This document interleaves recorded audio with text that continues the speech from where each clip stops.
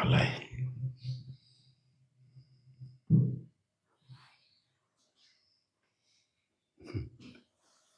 มันเป็นตาหักแท้อย่างเงี้ยกินบ่ลงดอกมันเป็นตาหักโคตร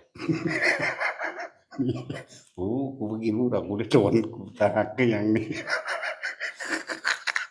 บ่กินดอกเป็นตาหักโคตรตรงนี้ตุ๊กปุ๊กอยู่น่ารักคืออย่างนี้หาแต่แนวคนหัวเนาะตาสินจักหน่อยก็ด่าได้บาดนี้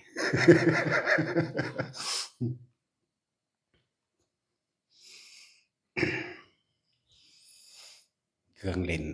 หรือว่ากีฬาสมาธิหรือเป็นวิธีทดลองจิตอีกอย่างหนึ่งแนะให้เบิดแหละผู้ใด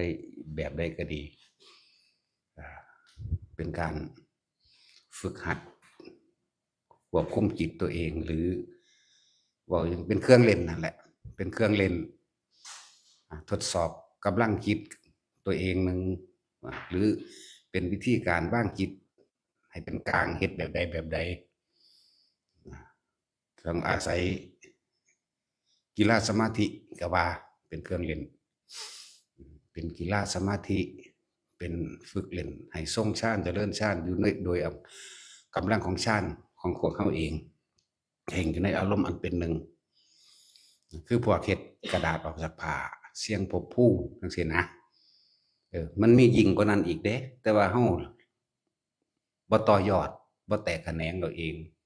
ก็ยังเฮาเฮ็ดกระดาษออกจากผ้าเฮาก็เขียนชื่อภพภูมิแล้วก็พันไว้ในกระดาษแล้วเอาผ้ามาพับไว้นั่นบ่ล่ะมนุษย์เดรัจฉานเปรตสุรกายนรกเทวดาจังซี่นะแล้วเฮาก็ใส่คำบริกรรมไปแล้วก็ทานออก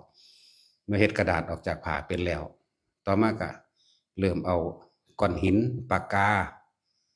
หรืออิหยังก็ได้ที่เป็นตะปูมื้อนี้ก็ได้หรือหักเอาไม้ขอรอกระแลค่าคือมื้อนี้ตลอดทั้งของใหญ่ขึ้นใหญ่ขึ้นบัดนี้เป็นแก้วน้ำเป็นขวดน้ำคือพญาคอนเฮ็ดเป็นขวดน้ำก็ออกนั่นแหละเฮาว่างจิตตอนนั้นตอนเฮาบริกรรมเป็นแนวใดเฮาว่างจิตแนวใดมันออกแบบใดผู้คนผู้อันเฮ็ดเป็นน่ะสิแม้ขณะนั้นก็ยังจับความว่างของเจ้าของบ่ได้เด้ฉะนั้นต้องมีการฝึกหัดเล่นเรียกว่ากีฬาสมาธิเป็นการทรงฌานเจริญฌานไปในตัวเองได้ของพวกนี้เป็นกุศโลบายอย่างหนึ่งเป็นเครื่องหลอกบ่อยความคิดเฮาออกไปลักโลภโกรธหลงก็ไปนั่นแหละหลังจากเฮาเฮ็ดของที่ใหญ่ออกมาได้แล้วเด้อพวกเฮ็ดเป็นอยู่แล้วก้อนหินออกได้แล้วปากกาออกได้แล้วนี่ใหญ่ขึ้นใหญ่ขึ้นจนถึงขั้นขวดน้ำออกได้หรือกระปุกบักใหญ่ก็ออกได้แล้วต่อมาเฮ็ดจนคล่องแล้วที่นี่ก็ให้เอาผ้าห่มหรือพวกหมู่ไอ้ภิกษุสามเณรเฮาให้เอาผ้าห่มหรือเอาผ้าจีวรคลุมตัวเองไว้คลุมหัวสุดตีนแล้วก็นั่งบ่แม่นนั่งนอนเฮาใส่กำลังจิตตัวใดที่มันสามารถก้อนหินออกได้ขวดน้ำออกได้เฮ็ดไปเรื่อยๆตัวเองสิออกขึ้นมาอยู่เหนือผ้าเองเข้าใจบ่ล่ะคิดออกบ่พวกนี้เด้อเฮ็ดเล่นหมู่ภิกษุสามเณรเฮาเดี๋ยวคนทั่วไปก็เฮ็ดได้เบิดเฮาเอาผ้าคลุมเฮาไว้ต้อมไว้ดีๆโลดคือเฮาพันผ้าแบบบ่คักบ่หนำใจพันเอาจนว่าแน่นเอายางมารัดไว้พุ่นก็ได้ตัวเองก็คือกันรอบเอาผ้านี่จิกตีนจิกหัวจิกคางให้ดีๆแล้วก็นึกไปเรื่อยเฮ็ดไปเรื่อยถ้าเฮาโตของเฮาเองออกมาเหนือผ้าได้นี่ครั้งที่1ครั้งที่2เหนือได้ครั้งที่3เหนือได้เอาผ้าหนาขึ้นหลังจากผ้าจีวรห่มหัวคลุมหัวจิกตีนจิกขาจิกหัวให้ดีแล้วต่อมาก็เอาผ้าห่มหนาขึ้นออกได้อีกเข้าใจบ่ล่ะออกได้อีกขั้นสุดท้ายก็คือให้เฮานั่น ไปแตะจุดที่คือเฮาหยุดขังตัวเองไว้ในห้องเข้าใจบ่เฮาไปแตะพื้นกำแพงของเฮาเองแล้วเฮาก็มื่นตาเบิ่งปุ๊บจนกว่าตัวเองสิออกจากห้องนั้นได้ทะลุฝากำแพงหนังออกมาได้เห็นบ่ล่ะนั่นคือสำเร็จ อภิญญาอย่างหนึ่งเป็นการฝึกอภิญญาเล่นอย่างหนึ่งในการเฮ็ดตัวเองออกจากทะลุกำแพงก็ได้บัดนี้ทะลุกำแพงได้เออที่แรกเขาก็หัดเล่นอยู่ผู้เดียวนั่นแหละใหญ่ป่ะล่ะเฮ็ดอยู่ผู้เดียวอยู่ห้องเจ้าของเองมูนผู้สุนักบวชเฮาอยู่ไผอยู่มันอยู่แล้วเฮ็ดตัวเองออกจากผ้าหมายถึงเอาตัวเองเอาคุ้มจิกได้แล้วต่อมาเอาผ้าที่หนาขึ้นผ้าห่มที่หนาขึ้น2สั้น3สั้นบัดนี้ตัวเองก็ออกมาจากอยู่เหนือผ้าได้ตามธรรมดาผ้าเฮามานอนอยู่เทิงเหนือผ้าได้บัดเพิ่นจะค้อนฟังไว้เด้อถ้าเฮ็ดได้แล้วก็บอกหมู่เพิ่นเฮ็ดออกดีๆดอกก้อนหินก็มีปลากระป๋องก็ออกขวดน้ำบักใหญ่ก็ออกเด้เรามาอ่านหมู่โอ้ยเงินเด้สั่นอีภาษาของเล่นซื่อๆเงินอีหยังเด้ต่อมาให้เอาผ้าคลุมเจ้าของให้ตัวเองขึ้นมาอยู่เหนือผ้าให้ได้ผ้าหนาขึ้นออกได้ต่อมาให้เฮาไปแตะกำแพงจากว่าเอามือข้างหนึ่งแตะกำแพงหรือสิแตะ2ก็ได้ทั้งนั้นแล้วก็มื่นตาเบิ่งถ้าออกมาจากทะลุกำแพงได้นั่นแหละแล้วก็ฝึกเล่นจนชินจะเอิ้นว่าหายโตหรือยังก็ว่าไปนั่นแหละแล้วแต่สิเอิ้นตัวเองออกจากห้องได้บัดนี้ก็เริ่มเฮ็ดเล่นไปเรื่อยนั่นนะทะลุกกไม้เนี่ยเฮาไปอยู่บัดนี้ปราศจากที่มุงบังเป็นคือจังเสาจังซี่เฮาก็หลับตาเฮ็ดไปแล้วก็ทะลุออกไปได้แล้วก็เริ่มไปเฮ็ดไปเรื่อยทะลุภูเขาทะลุก้อนหินทะลุหยังได้ทั้งนั้นก็เป็นอันว่าสำเร็จสิ่งนี้อันนึงนี่เป็นอันนึงนั่นแหละผู้ใดอยากฝึกอยากเป็นก็มาฝึกเอาเด้สิมาบอกเอาอยู่เดี๋ยวนี้มันเฮ็ดบ่ถูกดอกถ้าบ่มีครูฝึกให้เห็นบ่ล่ะอยู่นี่เฮาก็มีครูฝึกให้อยู่แล้วครูฝึกเฮ็ดกระดาษออกจากผ้าอยู่นี่ก็มีหลายครูอยู่เด้ครูเกียรติดังวีชื่อว่าลุงดอกมันผสมชื่อลุงนะสมชื่ออีเกียหลายกว่าก็เลยว่าเกียรติดังวีลูกปู่ศรีครูปุ้งมันชื่อว่าน้อยอีนั่นปุ้งมันคือตุ๊กตาหิมะอีนั่นเนาะเอิ้นอีปุ้งแล้วอีหยังอีก3คนเลยครูเป็ดอันก็เลยอีนั่นก็บ่เว้ากับไผหน้าบานๆใหญ่ๆดังเป๋ๆเลยเอิ้นเป็ดออกข้างอีอันนี้เลยเอิ้นเป็ดต่อไปอีกบาดนี่ยังอีกผู้หนึ่งก็นะอิหยังวายเป็นหยังคือบ่เว้าเด้อนี่ชื่อออกอยู่อีแตนบ่แม่นนั่นอีจวงเป็นคนใส่ดอกอีนั่นนางทาส อีจวงนั่งทาสดอกอันนั้นน่ะคำนางอีชิงวิ่งบ่แม่นเด้เนาะแม่นบ่วะอีห่านี่ นี่มันจังแล้วบาดนี้ นั่นแหละมีผู้ฝึกให้หลายอยู่ดอกมาโลดเพื่อจะฝึกเริ่มต้นแรกเฮ็ดกระดาษออกจากผ้าเฮ็ดหลายๆอย่างเขาจะคอยแนะนำไปเรื่อยเมื่อกระดาษออกจากผ้าแล้วเริ่มเฮ็ดก้อนหินปากกาไขควงขวดน้ำแล้วของที่ใหญ่ขึ้นผ้าก็ต้องใหญ่ขึ้นไปนำเด้จนเอาตัวเองออกจากผ้าได้ตัวเองเอาผ้าคลุมไว้แล้วก็เฮ็ดตัวเองทะลุกำแพงได้ทะลุออกจากห้องมาได้ห้องที่ปิดไว้อันนี้ของเล่นเฮาเด้จากบ้านนี่บ่ได้วิเศษวิโสอีหยังเด้ภาษาจังซั่นคนอยู่นี่ก็เฮ็ดเป็นดังหลายคนเนาะสิว่าเฮาอวดว่าก็สร้างโคตรแมงบอกว่ากูบ่ได้เงินไผอยู่แล้วกูเฮ็ดเป็นคนนั้นอีกนี่คือแบบนึง ล้วนแล้วถ้าเป็นการฝึกกำลังจิตล้วนแล้วถ้าเป็นการทรงฌานล้วนแล้วถ้าเป็นการทำจิตตั้งมั่นเรียกว่าสมาธิจักบ่จิตมันมีกำลังมหาศาลคือพุทธเจ้าเพิ่นเว้าถูกต้องเบิดทุกอย่างเฮาบ่เถียงเลยตะกี้เฮาบ่เชื่อแต่ว่าบ่คัดค้านแต่ว่าเฮาต้องทดลองเอาเองจนว่าเฮาเฮ็ดเป็นนี่คือวิธีที่1สามารถทะลุกำแพงทะลุนั่นนี่ได้ทั้งหมดย่างทะลุนั่นนี่ได้นั่นแหละนี่เป็นวิธีที่1ของเล่นอันที่1ฝึกกำลังฌานสมาธิให้จิตตั้งมั่นแล้วเฮาสิฮู้ว่ากำลังจิตพลังจิตนี่มีกำลังมหาศาล ได้ได้แบบทุกอย่างเด้แม้กระทั่งก็เฮาสิใส่กำลังจิตตัวนี้ไปซอยเหลือคนก็ยังได้แต่เฮาบ่ซอยดอกเพราะว่าหยังเขาสิซอยตัวเองบ่เป็นมันขัดหลักแม่นบ่ล่ะมันขัดหลักอัตหิอัตโนนาโถมันขัดหลักความจริงแต่ว่าถ้าคนผู้นั้นสิมีประโยชน์เฮาก็เฮ็ดอยู่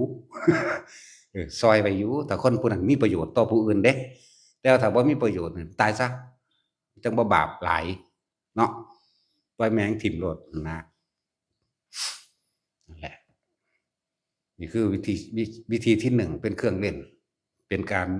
กันกำลังสมาธิหรือกีฬาสมาธิหรือชานย่านสมาธิก็ว่าไปนั่นแหละนี่เป็นอันหนึ่งอันที่สองการเฮ็ดเรียกว่ากำมือเฮาสิดึงเอาอาการปิติของ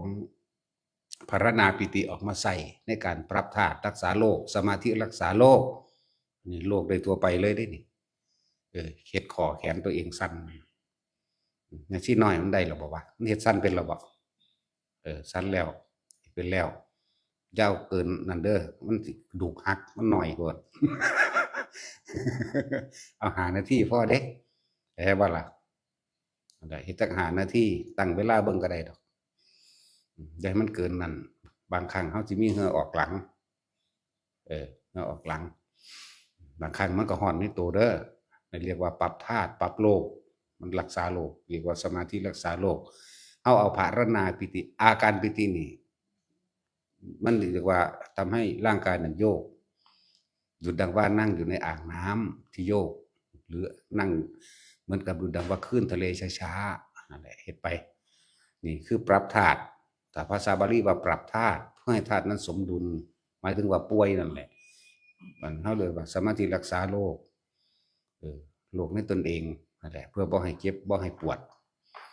เมื่อมันมีความสมดุลแล้วโรคภัยไข้เจ็บต่างๆมันก็ค่อยหายไปเอง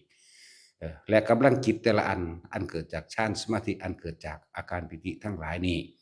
เป็นบุญที่หุ้มตัวเองไว้ในตัวหนึ่งว่าของตัวเองสำหรับทุกคนที่เฮ็ดนี่หนึ่งว่าสำหรับหลวงพ่อนั่นคือ1 โยชน์จากว่าล่ะเขาเลยย่างกันพวกเฮาเองนั่น1 ว่าของเจ้าของนะบาดนี้คนที่เฮาเล่นแม้กระทั่งเฮาเฮ็ดผ้าอยู่นี่มันก็เป็นการทรงฌานเจริญฌานแล้วมันก็เป็นการสมาธิแล้วอยากบอกมันเป็นสมาธิแล้วแต่ที่นี่เฮามาเฮ็ดให้คอแขนเฮาสั่นสั่นเอาลูกแก้วมากำเอาพระมากำมื้อนี้กำไว้นี่ลักษณะนี้ผู้ใดอยากเป็นมาฝึกเอาบอกได้ก็คือเอานั่นแหละตาว่าเฮ็ดบอกตัวนี้สิไปกุมเฮ็ดอยู่ตัวนี้แต่ว่าบางคนก็เป็นอยู่พวกครูพักหลักจำเขาก็มีอยู่ซึ่งเฮาก็เป็นแบบครูพักหลักจำก็มาหลายอยู่นะบ่ได้ตรงบ่ได้เรียนตรง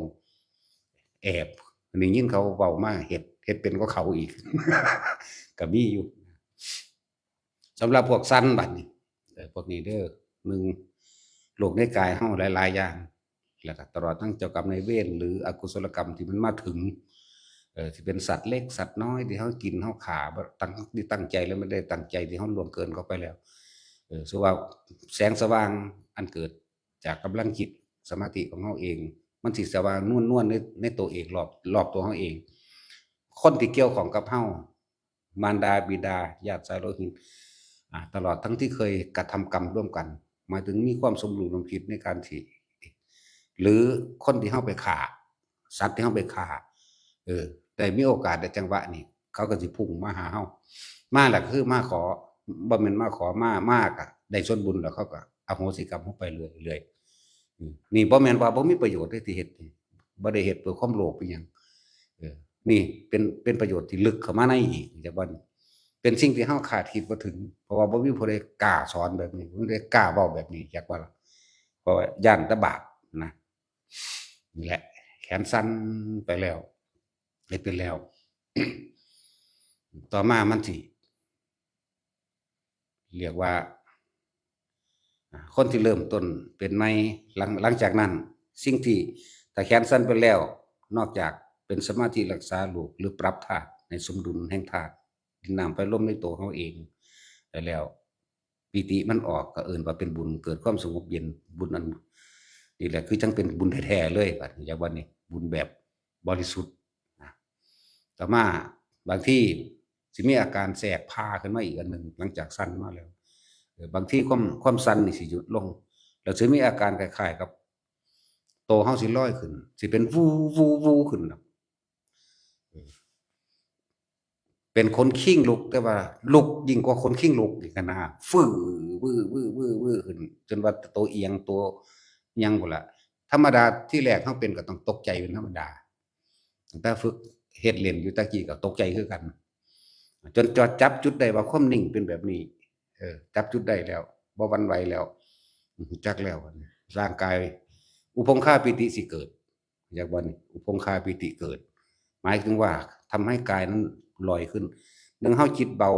กายเฮาก็เบาพร้อมแต่เฮาต้องจับจุดเป็นซะก่อนไปฝึกเล่นเอาเองเด้อที่แรกมันลอยขึ้นก็เป็นธรรมดาล่ะแล้วแต่ความต่อยอดหรือปัญญาหรือไผสิแตกแขนงเอาเองก็เฮ็ดไปนะบอกบอกเป็นอันเดียวโดยมาตรฐานตายตัวบอกบ่ได้แล้วแต่ความสามารถของไผของมันอันนี้มันลอยขึ้นคืบนึงแต่ตกใจมันตกต่ำๆดอกศอกนึงตกใจก็ตกต่ำๆดอกแล้วเฮาก็สิจับจุดมันได้เองมาจับจุดเองได้แล้วลอยขึ้นแบบนี้ที่แรกก็เฮ็ดในห้องเอาตัวทะยานมันลอยไปไกลหลายก็เลย เฮ็ดในห้องซะก่อนมันต้องสิต่ำสังกะสีตกลงมาดอกเนาะนั่นแหละเฮ็ดไปเรื่อยเฮ็ดไปเรื่อยจนจับจุดได้จนรู้จักวิธีแล้วนั่นน่ะจังค่อยลอยจับปุ่นจับปีลองเบิ่งจังใส่มือจับอันนั้นอันนี้หรือเอาของไปวางไว้ข้างบนเฮ็ดไปทีแรกเฮาก็ลอยอยู่ในถ้ำแต่ว่าถ้ำนี่ถ้ำใหญ่ถ้ำสูงถ้ำเป็น100 เมตรเอาของจากพื้นดินเอากระดาษทิชชู่นั่นน่ะกำเป็นก้อนไว้ขึ้นไปแล้วไปวางไว้แล้วก็ลงมาแล้วก็มายืนเบิ่งบัดนี้เกิดความมั่นใจว่าแม่นนะคือว่าหรือกูฝันหรือกูหยังนะทดลองต่อมาก็มาเฮ็ดอีกก็ลอยขึ้นไปก็ไปเอาลงมาจนมั่นใจแล้วเริ่มลอยออกนอกได้ลอยไปลอยมาลอยเล่นไปลอยเล่นมาตามระหว่างกกไม้เหนือยอดไม้เหนือภูเขาแล้วก็ค่อยสูงขึ้นสูงขึ้นสูงขึ้นจนถึงที่สุดว่าสามารถไปได้ทั่วแสนโกฏโลกธาตุนั่นแหละนี่จะจบหลักสูตรจากว่าไปได้แล้วก็ไปได้ยิ่งกว่านั้นอีกสวรรค์นรกต่างๆก็สามารถไปได้จากบ่มันคือไปได้อาการปิติมันสิหูหรือสมาบัติของเฮาเองมัคคะสิทธิฌานฌานหรือกำลังฌานหรือกำลังแห่ง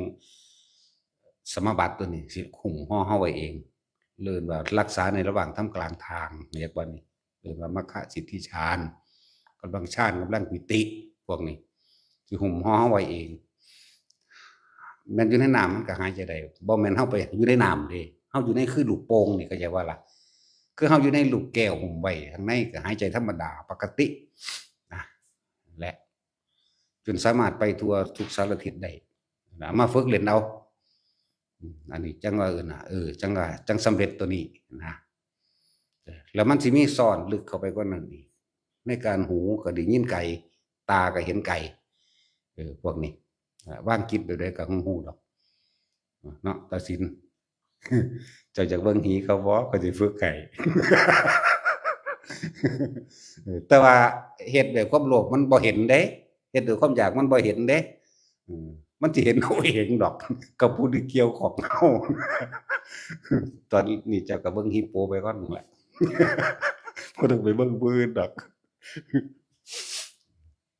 มันสิมีหลายๆอย่างที่แทรกเข้ามาจับจุดเอาจักบ่จับจุดเอาว่าเฮาสิใช้แตกแขนงไปแนวใดหรือต่อยอดปัญญาไปทางใดต่อยอดเอาเองพวกนี้มันสิอันนั้นอันนี้มันสิฮู้ได้เป็นของเล่นเด้นี่บ่แม่นของจริงอยากว่าให้ถือว่าเป็นของเล่นเฮาบ่ได้แม่นเรื่องลึกลับซับซ้อนอภิญญาก็แม่นอยู่สิเอิ้นว่าอภิญญาก็ถูกความรู้ยิ่งอันเหนือปุถุชนทั้งหลายแต่ว่าบ่ทันได้แม่นจังได๋ก็สร้างบ่สู่อาสวะดอกนะจะเป็นของเล่นเฮาซื่อๆบ่แม่นอภิญญา6เป็นอภิญญา5ถ้าสิเว้า5นั่นแหละอภิญญา6มันเป็นอาสวะขยะญาณเด้เข้าใจบ่ล่ะนั่นแหละเฮ็ดเป็นของเล่นนะนี่เป็นวิธีเด้อเพิ่นจะเรียกก็เลยเรียกลอยจากหัวภาวนาอีหยังภาวนาเพิ่นหาเบิ่งแต่หีเขา มันบ่ได้เห็นดอกแต่สิไปกลุ่มเบิ่งจังซั่นเฮ้ยมันก็เกิดขึ้นมาเอาเองดอกแต่ศิลแล้วกลุ่มฝึกอยู่ตัว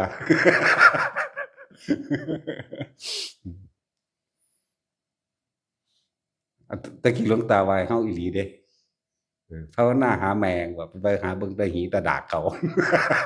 ก็แม่นความเล่าเด้บ่เถียงจักเม็ดเลยพูนแต่พศใดล่ะ45พอมาหาแม่มึงบอกเบิ่งแต่หีแต่ดากเขายอมเด้ยอมบ่เป็นธรรมดาเด้กับหลวงตานี่ยอมคือหยังนี่อีพ่อใหญ่บัวน่ะ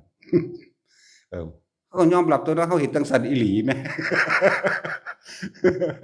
อีดีคืองามแท้จำภาพไว้จังซั่นแหล้วโอ้ได้อีหลีเด้เอาบ่ขอเล็กน้อยๆเฮาถ้าสินก็อยากได้คือกันเฮ็ดด้วยความอยากมันบ่เป็นไปเด้อต้องวางให้มันเป็นนั่นแหละแม่นของลึกลับซับซ้อนอีหยังดอกเอาพิสูจน์ได้แล้วเป็นคือของเล่นนี่เออก็ว่าถ้าเฮาเฮ็ดแต่ว่าเฮาวางจิตตอนนั้นเป็นอุเบกขาจริงๆเด้กลางจริงๆเด้มันจังเป็นไปได้กลางเหมือนคนบรรลุพุ่นล่ะนั่นแหละแต่เฮาบ่ได้บรรลุกลางซื่อๆเฮ็ดทดสอบทดลองเบิดทุกอันทุกอย่างทุกแบบเออจนว่าเอ้าในเมื่อมันบ่มีผู้ใดกล้าเว้าแนวนี้กูเว้าเข้าใจบ่ล่ะบอกเลยสอนให้เลยแนะให้เลยจักว่าล่ะแนะให้บอกให้แบบนี้วางแบบนี้เป็นแบบนี้เฮ็ดแบบนี้นี่แหละสิบอกอยู่เดี๋ยวนี้เนี่ยซึ่งมียิ่งกว่านั้นอีกจักว่าล่ะบอกแค่นี้ก็สิเฮ็ดได้ส่ำใดพวกหมู่นี้หมู่พระภิกษุเฮาหมู่นี้กระดาษออกจากผ้าเฮ็ดของออกจากผ้าของใหญ่ๆมันก็ออกเขาก็เฮ็ดเป็นแล้วแต่บ่ทันได้บอกขั้นตอนต่อไปกับเขาจักล่ะครูบาเก่งมันมาบ่ล่ะบ่มาอยู่บัดนี้เอาผ้าคลุมตัวเจ้าของเด้อบัดนี้คุมจิกให้ดีจิกหัวจิกตีนมันให้ดีแล้วก็เฮ็ดไปตอนนั้นเฮ็ดหินออกเขาเฮ็ดอันนั้นอันนี้ออกจากผ้าแนวใดตัวเองก็ต้องเฮ็ดแบบนั้นมันเอาตัวเองออกจักว่าล่ะนั่นแหละอันพวกร้อยเขาก็เฮ็ดเป็นแล้วเด้แต่ว่าร้อยขาเดียวร้อยขาเดียวไอ้นี่ต้นอยู่ไสมันล่มมันเป็นเงียงๆมันมีแต่สิล่มว่าซั่นก็เฮ็ดไปเรื่อยๆตัวบ่แม่นเฮ็ดทีเดียวสิบื้อขึ้นเลยเว้ยมันก็สิเก่งกว่ากูโพดกูเฮ็ดเป็น10เป็น100เทื่อพุ่นเด้บ่ได้เป็นเฮ็ดส่ำนี้เด้เออบ่ทันสิเว้าบ่เฮ็ดทดสอบทดลองบ่แม่นพันเป็นหมื่นเป็นแสนครั้งเที่ยวบ่แม่นแค่นี้เด้ของเฮาเฮ็ดทดลองได้นั่นแหละเฮ็ดเล่นไปแต่เน้นปุ๊บมันขึ้นแต่ขาก็ขึ้นขาเดียวขึ้นขาเดียวว่าซั่นมีเบิดอันใดก็เลยอันหนึ่งขึ้นสองอย่างเดียงลมจังซั่นแหล้วผมขึ้นจริงๆแหมของเขาเฮ็ดทดลองเบิ่งเนาะน่ะเฮ็ดไปเถอะได้ทั้งนั้นที่เฮามีความเพียรพยายามของเฮาอยู่แล้วกูสิเล่นแต่อันนี้แหละล้วนแล้วแต่เป็นการทรงฌานเจริญฌานทั้งนั้นล้วนแล้วแต่เป็นการรักษาสมาธิจิตทั้งนั้นเฮาสิดึงกำลังจิตตรงนั้นออกมาประหารกิเลสกันจังไดเข้าใจบ่ล่ะเฮาสิเอามาพิจารณาเรื่องร่างกายสังขารหรือขันธ์ห้านี่ให้มันเป็นอนิจจังทุกขังอนัตตาก็ได้จนกว่ามันว่างเองพุ่นก็ได้แม่นบ่ล่ะนั่นแหละเป็นเครื่องเล่นเป็นเครื่องอยู่เรียกว่ายังจิตให้เกิดอกุศลทำอกุศลทำกุศลให้เกิดในจิตละอกุศลออกจากจิตทั้งนั้นเด้นี่ถ้าจิตบ่เป็นกลางมันบ่เป็นไปเด้รู้จักบ่ล่ะต้องกลางนั่นแหละต้องกลางจริงๆเฮามีแนวให้เล่นหลายโพดดอกบ่ทันได้บอกหลายอย่างซื่อดอกอันคือพระเล่นก็คืบรู้จักบ่นี่คืบที่จริงตะกี้เฮาเอาพระมาให้คืบเพราะว่าท่านเข้าใจหรือสอนว่าคือพระเบิ่งอิทธิคุณอยู่ในหันบ่แม่นพุทธคุณเรียกว่าอิทธิคุณเอาเด้อพุทธคุณคืออิติปิโสพุ่นหรือคุณของพุทธเจ้าพระปัญญาของพุทธเจ้าสิสอนเฮาพุ่นคนละอย่างกันอิทธิอันนี้เรียกว่าอิทธิคุณว่ามันใส่เป็นคุณทางใดเอาพระมาวางไว้ขอกลางนิ้วมือเดี๋ยวก็คือไปมาฝึกเอาตัวหมู่นี้เขาก็ฝึกเป็นแน่แล้วล่ะ ล้วนแล้วแต่เป็นการทรงฌานเจริญฌานหรือรักษาจิตยึดให้มันตั้งมั่นให้มันเกิดสมาธิทั้งนั้นอันนี้คือเบิ่งว่าพระยืดมือออกมือยืดออกเอาเองมื้อนี้เป็นบ่นั่นแหละแหละหลายอยู่แนวเล่นนะแค่นี้ก็ให้มันได้เถอะนาเออเพราะนี่คอนเราสำเร็จไปหลายแบบแล้วดิขวดน้ำบักใหญ่ขาศอกนี่ก็ออกขวดใหญ่ขึ้นได้เราเฮ็ดบัดนี้เอาตัวเองเด้อเออโดยทำไม โดยข้างน้อยทำไมนั่นแหละบัดนี้ก็เอาตัวเองเอาผ้าห่มคลุมตัวของไว้พอดีตัวยามนี่มันเป็นยามหนาวอยู่แล้ว มันบ่ร้อนอากาศก็เป็นที่สบายเนาะเป็นที่สัปปายะเป็นที่สบายเฮ็ดไปหั่นแหล้วเดี๋ยวมันก็วืบออกมาเองดอกตอนมันออกมามันจับหยุดบ่ได้ดอกช่วงมันว่างขณะนั้นมันจับบ่ได้ดอกแต่ว่าถ้าเล่นจนชินแล้วสิจับได้การวางจิตเป็นกลางว่างแบบใด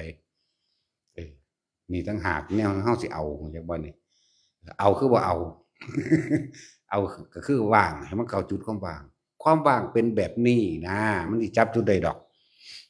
อ๋อมันเป็นแบบนี้เนี่ยนะคือเฮา บัดนี้สิเทียบอีกอย่างหนึ่งให้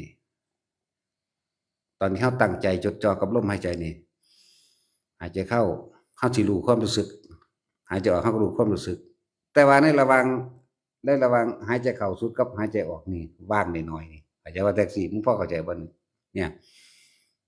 มันสิว่างอยู่ตอนในระหว่างหายใจเข้าสุดกับหายใจออกสิมีความว่างอยู่หม้องน้อยๆนี่นั่นแหละทดลองเบิ่งแนวนี้ก็บ่มีไผกล้าบอกเด้เนาะเวลาเราหายใจเข้านี่ระหว่างเข้าไปสุดกับเริ่มออกมานี่มันสิอยู่กลางๆจักว่าอันนี้เข้าอันนี้ออกนี่อันนี้เข้าไปอันนี้ออกนี่มันอยู่กลางนี่ความว่างจักว่านี่น้อยๆว่าซั่นเพิ่นสิพุทธเจ้าเพิ่นสิว่าประตูพระนิพพานหรือพระนิพพานแม่นเอาเส้นผมมาพาออกเป็น3สีกเส้นผมที่พาออกแล้ว3สีกนั้นแหย่เข้าประตูนิพพานก็ยังไม่ได้ก็ยังคับแคบอยู่บ่ต้องว่างจริงๆเด้เข้าใจบ่นี่แล้วเพิ่นบอกในคิริมานันตสูตรไปฟังเอาเขาเจ้าอ่านไว้อยู่หลวงพ่อ วิทยาโกวิโชเพิ่นอ่านไว้อยู่ดอกนั่นแหละเพราะฉะนั้นก็อ่านเอาเองเลยตัวหนังสือบ่อึดแหมเนาะทั้งเบิดทั้งมวลนี่ล้วนแล้วแต่สิน้อมมาเพื่อสิทรงอารมณ์อันเป็นกุศลก็อยู่ในหมวดของว่าสัพพะ ปาปัสสะคือเก่าก็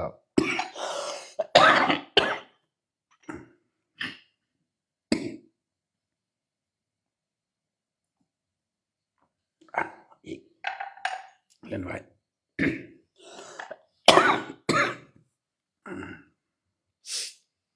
ทรงอารมณ์เป็นกุศลทั้งเบิดที่เฮาเฮ็ดอยู่เดี๋ยวนี้ บ่เป็นอกุศลเด้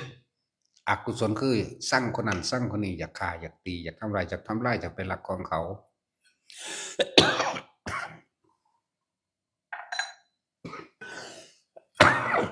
บัดนั้นสิไอมันคุมบ่ได้ดอกยาแก้ไอบ่ต้องกินแม่บ่กินแล้วล่ะมันไอหลายกว่าเก่าอีก เรียกว่ายาไอเนาะ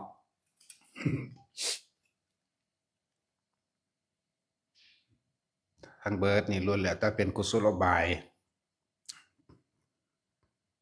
ให้เกิดที่ทุกคนได้ทรงอารมณ์อันเป็นกุศลจับกุศลไปเถอะ กำลังปิติกำลังฌานกำลังอิหยังที่มันค่อยเกิดขึ้นของมันเองดอกอย่างน้อยๆคนที่เล่นแนวโมนี้ที่พรหมโลกมีแต่อาศัยอาการปิติทั้งเบิดนี่เป็นเครื่องอยู่เป็นอาหารของใจ เป็นอาหารแห่งความรู้สึกเอิ้นว่าใจปิติออกได้ต้องวางจิตเป็นกลางจิตบ่คิดบ่นึกไม่บ่ไปพอใจกับไม่พอใจกับบุคคลสัตว์สิ่งของมันบ่มีปิติมันก็ออก จิตมันบ่คิดอยากว่า มันบ่คิดอาการปิติเริ่มมาแสดงออกทางร่างกายเฮาร่างกายของเขาเลยได้รับเหมือนว่าธรรมโอสถอยู่แล้วอาการปิติแล้วปรับธาตุของเฮาเองให้ว่าเฮ็ดไป บ่แม่นว่าแต่แค่นี้ที่จะให้ทุกๆคนนั่นน่ะ เกิดแนวทาง เพื่อไปนิพพานนั่นแหละว่ามันจบมันสุดล้วนแล้วถ้าเป็นแนวทางเพื่อสิค้นหาตัวเองเพื่อให้เกิดความปล่อยวางนั่นเองนิพพานนั่นแหละหรือคนที่ อันใดก็ได้ที่มันเป็นกุศลแม้กระทั่งว่าเวลาเฮาคิดนึกอยากให้ท่านนั้นนี่ถึงเฮาบ่ท่านก็สร้างเป็นกุศลเห็นบ่ล่ะกุศลแปลว่าหยังแปลว่าไม่ทำลายเบียดเบียนให้ผู้ใดผู้หนึ่งเสียชีวิตและทรัพย์สินเป็นหนทางของบุคคลที่ชาญฉลาดเรียกว่าล่ะเรียกว่าสร้างบุญขึ้นมาในตัวเองโดยการคิดนี่ความคิดเฮ็ดเป็นบุญได้มื้ออื่นเอานั่นเอานี่ไปใส่บาตรกันนะไปจังหันกันนะไปถวายผ้ากันนะไปถวายนั่นนี่กันนะนี่เสือกนอนรับตายซ้ำไปสวรรค์เด้เนี่ยจิตที่ตั้งไว้ถูกต้องแล้วจักบ่ล่ะก็ยังดีกว่าไปนรกตัววันนี้นอนคิดหวงผิดกันเรื่องเขตดินเขตแดนเขตให้เขตหน้าคิดนี่อกุศลบัดนี้นี่นั่นน่ะนี่อยู่ผู้เดียวนั่นน่ะตายซ้ำไปนรกนี่เรื่องอกุศลเป็นแบบนี้นี่เรื่องกุศลก็คิดว่าอยากไปให้ทานเด้อยากไปนั่นนี่เด้หรือบางคนเฮาสวดมนต์บทนั้นบทนี้บ่ทันได้ท่องซ้ำๆซากๆเข้าใจบ่ล่ะท่องซ้ำบทกรณีเอาเนี่ยกรณียมันตะกุสเลนะจันทังสันตังปะตังกลับไปกลับมานี่กรณียมันตะกุซ้ำไปซ้ำมาซ้ำมาซ้ำไปจนลอยลับไปเสือกตายไปเลยไปสวรรค์เข้าใจบ่ล่ะนี่หรือบางคนภาวนาพุทโธตายซ้ำไปสวรรค์นี่เรียกว่ากุศลจักว่าล่ะไปสวรรค์ได้ซ้ำมื้อนี่คิดอยากให้ทานไปสวรรค์คิดอยากรักษาศีลตั้งบางคนก็ยังบ่ได้เว้านานแล้วเรื่องนั้น การรักษาศีลโดยการตั้งจิตเจตนาด้วยตนเองคือให้ทุกคนสมาทานโดยตนเองตั้งใจนั่นแหละเรียกว่าเจตนาแต่วิรัตแปลว่างดเว้นตั้งใจงดเว้นเนี่ยคือคนก่อนนอนเนี่ยไหว้พระซะ1 2 3พุทโธธัมโมสังโฆซะอรหังสัมมาซะข้าพเจ้าขอตั้งจิตเจตนาในการรักษาศีล5ตั้งแต่บัดนี้เป็นต้นไปจนกว่าข้าพเจ้าจะตื่นนอนแล้วเลิกกันนะบัดนี้บางคนก็ซ้ำโดยการภาวนาพุทโธก็ได้หมายถึงนอนไปเห็นไหมล่ะเสือกตายซ้ำไปสวรรค์เข้าใจว่าล่ะเนี่ยล้วนแล้วแต่เป็นทางที่มันเป็นกุศลเบิดนั่นแหละคือมันบ่เบียดเบียนไหมแนวมื้อนี้ไหมเรื่องว่าถ้าเพิ่นเว้าตามหลักสูตรว่าสมาทานตวิรัตินี่แปลว่าขอจากพระคือเจ้าของบ่ฮู้จักว่าสิรักษาแบบใดพระเพิ่นก็สิบอกให้บอกโทษแห่งการทำผิดในการฆ่าสัตว์ฆ่าคนฆ่าสัตว์ในการลักในการประพฤติผิดในการกามในการโกหกผู้อื่นเสียชีวิตทรัพย์สินในการดื่มสุราและเมลัยนี่คือโทษแต่ว่าพวกเจ้าบ่เฮ็ดผิดแบบนี้พวกเจ้าก็สิมีคุณแบบนี้การไม่ฆ่าสัตว์การไม่ลักทรัพย์เฮ็ดให้อายุยืนเป็นผู้ปราศจากเป็นผู้มีโรคน้อยมั่งเพิ่นก็บอกแบบนี้เรียกว่าสมาทานตวิรัติบัดนี้เจตนาตวิรัติคือเฮารู้ขอมันแล้วเฮาได้ตั้งเจตนาในการรักษางดเว้นวิรัติแปลว่างดเว้นวิรัติงดเว้นด้วยการตั้งจิตเจตนาในตนเองนี่เรียกว่าเจตนาตวิรัติว่าโดยตนเองกำหนดโดยตนเองขอโดยรักษาโดยตนเองแล้วก็ละโดยตนเองบัดนี้ผู้ใดตั้งใจไว้ในก่อนนอนเนี่ยในระหว่างรับไปเที่ยงคืนไหลตายกึกตายซ้ำไปสวรรค์เห็นว่าล่ะนั่นแหละก็เพิ่งเป็นสมุทเฉทวิรัติดอก มันบริสุทธิ์แล้วนั่นอยากบ่ตัวที่3สมุทเฉทวิรัตินี่คือเขาจะประหารความโลภตัวเองได้แล้วมันเลยเกิดกลายเป็นศีลบริสุทธิ์อยากบ่ล่ะนั่นตั้งหากนั่นแหละเดินสิลืมไปตอบคำถามของคนที่เขียนจดหมายมาบอกก่อนย้ายนั่นร้อยเท่าใดวะ102 ปีเนาะชื่อซื้อว่าได้อายุเรา102 ปีเราเป็นคนมักฝึกหัดปฏิบัติธรรมมาเรื่อยภาวนาไปก็รู้นั่นเห็นนี่จนบางที่บางคนก็ว่าเขาเจ้าเป็นบ้าเป็นนั่นเป็นนี่มั่งที่จริงบ่ได้เป็นบ้าบ่ได้วิปริตบ่ได้เสียสติเด้อต่อมาขาดการฟังธรรมอยู่นิดหน่อยคือเราใกล้สิตายแล้วกังวลในเรื่องห่วงลูกห่วงหลานอยากให้ลูกเต่าหลานมาอยู่ใกล้แต่ว่าผู้เป็นลูกเห็นป่ะผู้เป็นลูกมาเตือนสติให้ อีแม่เอ้ยเจ้าสิกังวลก็บ่มีผู้ใดมาป้องกันความตายให้เจ้าได้ดอกนี่คือให้ธรรมะเข้าใจบ่เป็นการฟังธรรมเป็นการแสดงธรรมแล้วธรรมะทั้งเบิดก็มาจากพุทธเจ้าทั้งนั้นบ่มีผู้ใดสิอ่าป้องกันความตายเจ้าดอกเจ้าต้องช่วยเหลือตัวเองเออเจ้าก็ไปปฏิบัติธรรมมาแล้วเจ้าก็ฮู้เห็นนั่นนี่หลายอย่างแล้วเจ้าคือบ่วางคลายบ่ต้องไปห่วงไผบ่ต้องไปคิดถึงไผเจ้าคือบ่ภาวนาพุทโธของเจ้าเองเจ้าคือบ่อยู่กับลมหายใจของเจ้าเองเราได้สติมีสติขึ้นมาแล้วบัดนี้ปฏิบัติธรรมมานานฮู้เห็นหลายอย่างบัดนี้สติก็ขึ้นมาเมื่อสติขึ้นมาแล้วเพราะว่าหยังเขาเจ้าสั่งสมมาไว้แล้วเห็นบ่สั่งสมการได้ยินได้ฟังสุตตมยะหมายถึงการได้ยินได้ฟังธรรมมามากแล้วบัดนี้ตอนนั้นอาจสิเอ่อขาดสตินิดหน่อย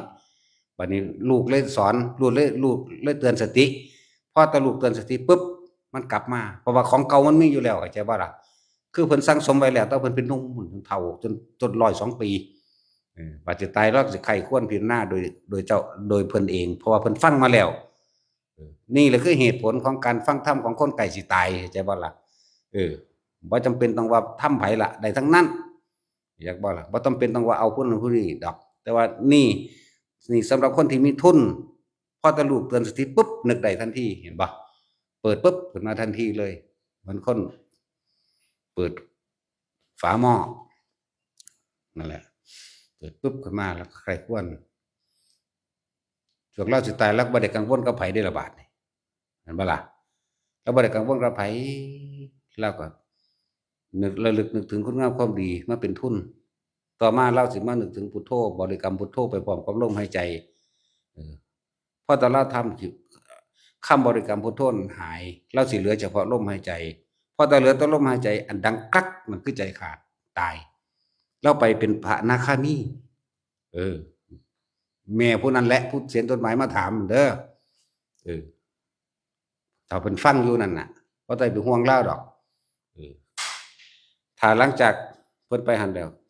พวกนี้สิเป็นกระดูกขาวดุจดั่งปุยนุ่นอยากว่าล่ะกระดูกขาวพองดุจดั่งปุยนุ่นถ้าสมมุติว่าเพิ่นไปบรรลุอรหันต์ขั้นบนกระดูกซี่แล้วนี่สิเป็นแปรเป็นพระธาตุสิเป็นเม็ดบัดนี้เข้าใจว่าล่ะหายสงสัยซะเราไปดีเขาเจ้าเดี๋ยวนี้แหละตัวเจ้าเองนั่นล่ะยังแต่ตัวเจ้าเองตัวผู้ถามเองบ่ต้องห่วงดอกห่วงตัวของบัดนี้เด้อเขาเจ้าไปดีแล้วเจ้าสิทำบุญหาบ่ทำบุญหาก็เรื่องของเจ้าอันนั้น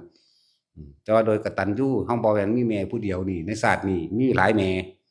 ต้องทำเข้าใจบ่ล่ะจังซั่นการระลึกนึกถึงบุญคุณพ่อแม่แม่นเพิ่นสิมีหลายคือว่าเพิ่นก็มีหลายแล้วแต่ว่าเฮาเอาของมาให้เขาเจ้าบ่อยากได้ของเข้าใจบ่ล่ะเขาเจ้าภูมิอกภูมิใจในลูกเป็นคนดีคนฮู้เคารพพ่อแม่จังซั่นจดหมายนั้นมาจากไสวะจากไสน้อพูนน่ะเลยอุดรไปแม่นหยังจังหวัดใหม่แหมหนองบัวลำพูบ่อุ้ยบางลำพูนี่นะหามึงนี่ มันจือบ่ได้เว้ยบางลำพูนี่ หนองบัวลำพูยายอันนั้นน่ะแม่เป็น102 ปีนั่นล่ะบ่ต้องห่วงดอกกระดูกขาวลักษณะนั้นแล้วนะนี่ผู้หนึ่งอีกผู้หนึ่งคือแม่ยายแจม102 ปีคือกันนี่ก็เลยเฮาสอนเรามาแต่เฮาบ่ทันบวชแนะเรามางัดเราออกหลายอย่างนี่ก็เหมือนกันบ่ต้องห่วงแม่ยายแจมคนบ้านคำเหมือนแก้ว102 ปีนี่คือกันโอ้ยเขาเจ้าหังเห็นหลายกว่าเฮาอีกอันที่ว่าเห็นหลวงปู่หลวงตาพ่อแม่ครูอาจารย์เก่าๆน่ะหลวงปู่ขาวก็ไปอยู่นำตั้ง4 ปีหลวงปู่ฟั่นก็ไปอยู่นำหลวงปู่หยังอยู่ขอนแก่นนั่นแหละหลวงปู่ผางก็ไปอยู่นำสุดท้ายไปอยู่นำหลวงตาอีพ่อใหญ่บัวก็อยู่นำก็คุยสนทนาธรรมกันกับอีแม่ใหญ่จันดีอยู่เนี่ยแล้วนั่นก็บ่ต้องห่วงแต่ว่าเขาบ่ห่วงอยู่แล้วล่ะว่าเขาบ่จักหยังดอกลูกเขาด่าเบิดนั่นแหละลูกยายนั่นก็เป็นอาจารย์สอนเฮาเป็นเด็กน้อยประถมนั่นแหละครูสงฆ์หยังแก้วพิรมนั่นแหละ เขาบ่สนใจแนวนี้ปานใดดอก แต่ว่าก็บ่แม่นคนเลวดอกดีอยู่อาจารย์เฮาครูสงฆ์กับครูชวีเนี่ยสอนตอนเป็นเด็กน้อยพูดถึงว่าเด้อบัดนี้เด้อคนที่สั่งสมเป็นหยังคือจังพยายามที่จะอยากให้ทุกคนเวลาดูแลคนป่วยพ่อแม่ปู่ย่าตายายหรือไผก็สร้างป่วยในญาติหรือบ่ใช่ญาติก็ช่างให้พยายามฟังธรรมเอาไว้นะฟังธรรมเอาไว้มันสิเปลี่ยนความเห็นใหม่เปลี่ยนความคิดใหม่จากว่าล่ะมันเจ้าสิมีทุนบ่มีทุนก็สร้างเถอะก็ช่างมันอันนั้นคนที่มีทุนอยู่แล้วดีกว่าคนที่บ่มีทุนคือพวกเฮาฟังไว้ตอนนี้แหละบ่ทันได้ป่วยบ่ทันได้อิหยังบ่ทันได้เจ็บไข้บ่ทันได้ถึงขั้นเสียสติหรือบางทีมันเผลอไปโอดครวญกับความเจ็บความปวดในร่างกายมั่งนั่นบ่ล่ะแต่ว่าถ้าคนที่มีทุนอยู่แล้วนี่พอแต่ว่าเอ้าเจ้าสิโอดโอยไปเฮ็ดหยังเออผู้ใดก็ตายมาทั้งนั้นถ้าว่านั้นว่าไปปฏิบัติธรรมพระพุทธเจ้าเพิ่นก็ยังตายเพิ่นก็ยังป่วยอรหันตสาวกทั้งหลายก็ยังตายยังป่วยเจ้าสิโอดครวญไปเฮ็ดหยังเขาสิคืนสติปั๊บขึ้นมาทันทีสติเขาสิมาอยู่กับกายกายคือลมจักบ่ล่ะส่วนปัญญาสิพิจารณาไกควรมันก็เห็นตามความเป็นจริงแต่มันก็ควบคุมตัวเองอยู่กับลมได้ตายกับบรรลุเลยเด้นั่นอย่างน้อยก็คืออนาคามีจังซี่แหมพวกที่มีทุนอยู่แล้วคือพวกเฮาตอนนี้เด้อก็ไปต่อข้างบนทางง่ายตัวบ่ได้มาโอ้ยโอยอยู่แหมเนาะบ่ได้มาปวดแขวคือตัดสินเด้ ว่าแต่ตัดสินแต่ของก็อยากเบิดหรอก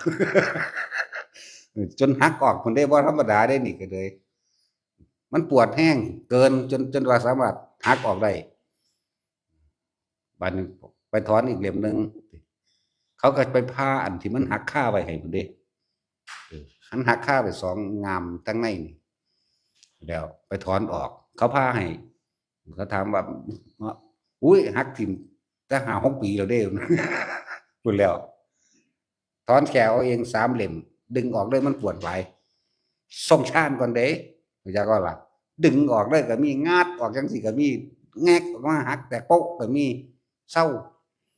ได้ก็สร้างแมงนะว่ามันบ่ปวดบาง จังซั่นแล้วล้วนแล้วแต่เป็นกำลังชาญเข้าใจบ่ที่ว่าเวลาเฮาตัดสินใจดึงมันออกหรือหักมันออกเนี่ยจังซั่นสำหรับคนป่วยเด้อดูแลคนป่วยเด้อยัดเยียดให้โลดธรรมะนั่นแหละฟังบ่ฟังก็สร้างหิแมงดอก เอามันอยู่หั่นแหละจักว่าล่ะเขาสิเปลี่ยนความคิดเปลี่ยนความเห็นใหม่มันสิยอมรับเด้เพราะว่าบ่มีผู้ใดซอยมารับความเจ็บปวดแทนเฮาได้บ่มีผู้ใดมาซอยร้อนซอยหนาวซอยเก็บปวดบ่ได้มันสิเปลี่ยนความคิดแล้วก็สิยอมรับตามความเป็นจริงได้จักว่าล่ะเมื่อมันยอมรับแล้วมันสิแล่นหาบุญหาบาปหาที่พึ่งตนเองตัวบัดนี้แม่นบ่ล่ะแล่นหาบุญหาบาปฟังธรรมไปนี่โอ้ยบุญกูก็บ่ได้เฮ็ดหลายเพิ่นบอกว่าอานาปานสติเพิ่นบอกว่าให้รู้มีสติหรืออย่างนั้นก็ว่าหายใจเข้าพุทหายใจออกโทมันบ่ลมหายใจกับพุทโธรั่วอยู่หั่นจักว่าล่ะมันตายในพุทโธตายในคำบริกรรมอันใดหนึ่งมันก็ไปสวรรค์จักว่าล่ะแต่ตายในลมมันฮอดไปอนาคามีตัวจักว่าล่ะดีบ่ดีอรหันต์เลยแต่สำหรับคนที่มีทุนอยู่แล้วคือเฮาสั่งสมของเฮาไว้แล้วเฮาฟังอยู่นี่แหมเฮายอมรับมันนั่นแหละแต่ว่าเฮายังเฮ็ดบ่ทันได้อยู่ใช่บ่ล่ะเฮาปล่อยวางบ่ทันได้แต่ว่าเฮายอมรับอยู่สัมมาทิฏฐินี่เห็นตามความเป็นจริงว่าเกิดมานี่บ่กี่ลังอย่างยืนเป็นทุกข์นำร่างกายนี่เนาะสุดท้ายร่างกายนี่ก็ต้องตายดับเนาะต้องแตกสลายทั้งหลายอนิจจังทุกขังอนัตตาเนาะนี่ร่างกายบ่เป็นของเฮายอมรับรูปเวทนาสัญญาสังขารวิญญาณเฮายอมรับบายว่าบาดสิตายจริงๆนั่นมันบ่มีหม้องแล่นขว้านั่นขว้านี่มันบ่มีเด้อย่าว่าล่ะมันไปบ่เป็นแล้วร่างกายนี่เบิดแรงเบิดกำลังสิบืนไปแล้วเด้บัดมันเหลือแต่ความเจ็บความปวดแต่มันก็ร่วมเข้าสู่ลมหายใจพวกนี้ก็สิตายจริงๆแล้วมันสิตายอยู่กับลมบางคนได้อรหันต์บางคนได้อนาคามีใช่บ่นี่นั่นแหละ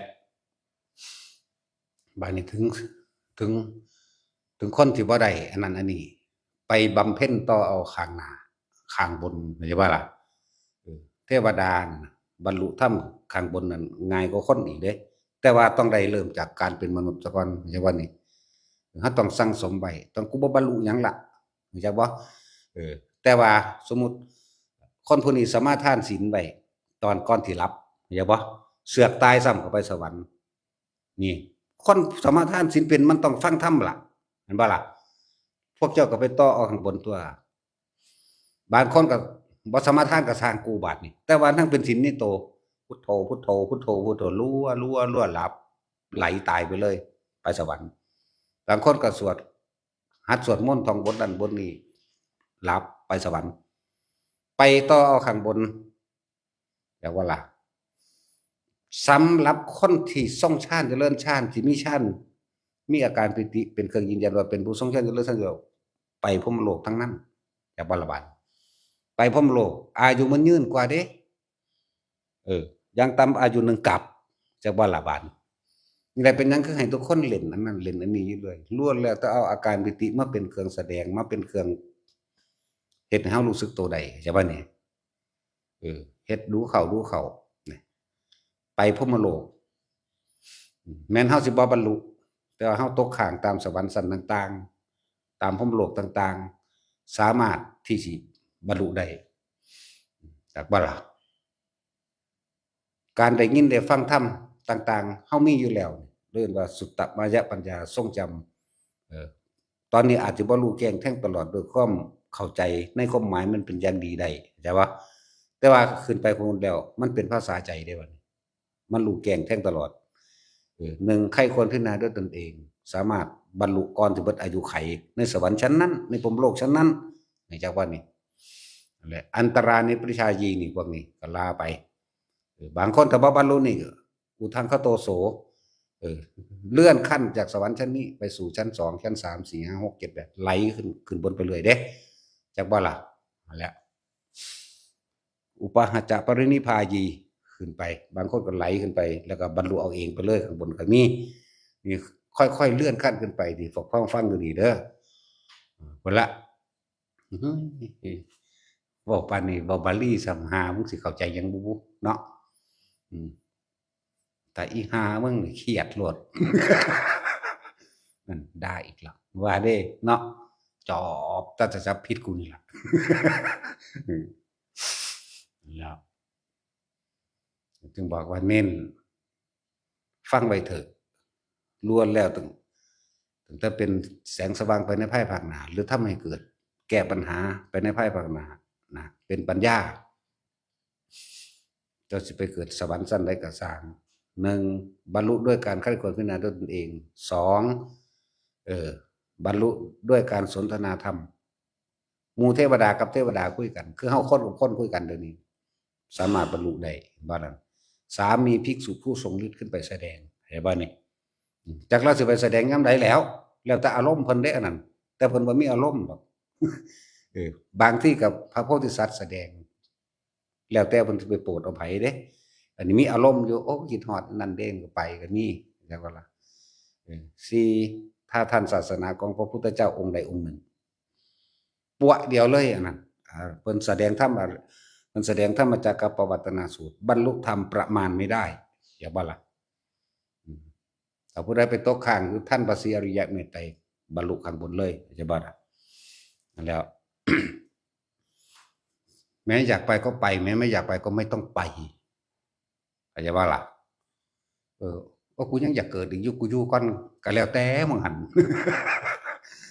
โอ้กูคิดอยากเป็นผัวเป็นเมียกันอีกอยู่เนาะพอเล็กน้อยสัญญากันไว้เราจะรักกันชั่วนิรันดร ยายเล็กอยู่ไสเนาะพอน้อยอยู่ไสเนาะเห็นบ่ลงไปแม่งใหม่อยู่พุ่น บ่แม่นเด้ข้อยสิลงไปซ้ำเด้แบบนั้นจักว่าล่ะเบิ่งกันน่ะกูคือศูนย์แต่กูคือเว้าเบิดเปลือกปีนใส่ให้แล้วเอามาเอาขอนอีมุยมา ตะกี้เอาอีปีกเอาขวานอยู่เด้บัดนี้บ่เอาตายเร็วมันขาดเร็วโพดเอาขอนอีมุยเฮ็ดเป็นลูกกลมๆคือลูกนิมิตนี่เนาะแต่สิ เอาดามซุบใส่ ตีปูเอาอยู่หั่นเลยอันนี้หนักกว่าเก่าอีกนั่นแหละเป็นหยังคือให้ทุกคนฟังธรรมเป็นหยัง แนะนำมาตั้งแต่เริ่มก่อนที่สินอนนะพากันสมาทานศีลเอาเองเจ้าสิอาชีพใดก็สร้างทำได้ทั้งนั้นเข้าใจบ่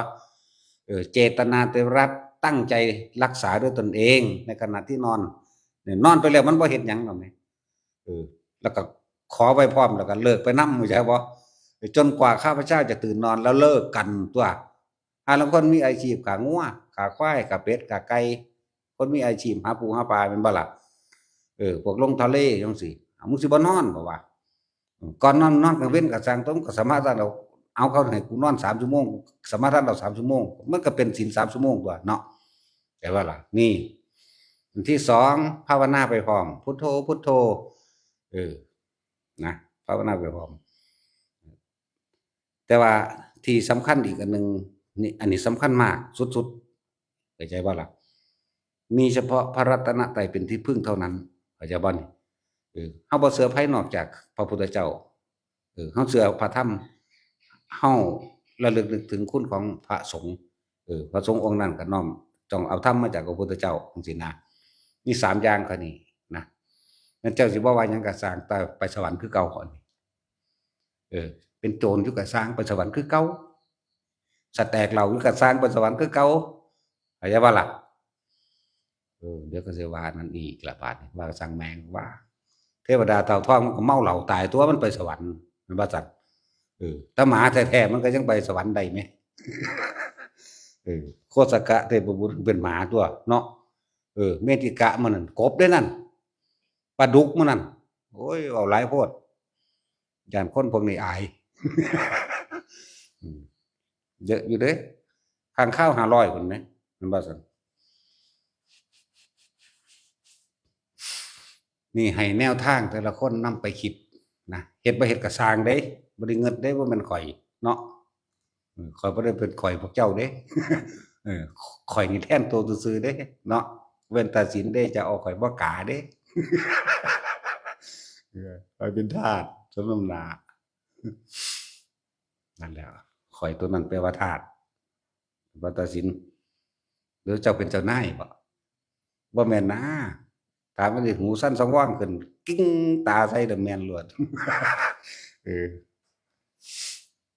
แหละสมาทานศีลด้วยตนเอง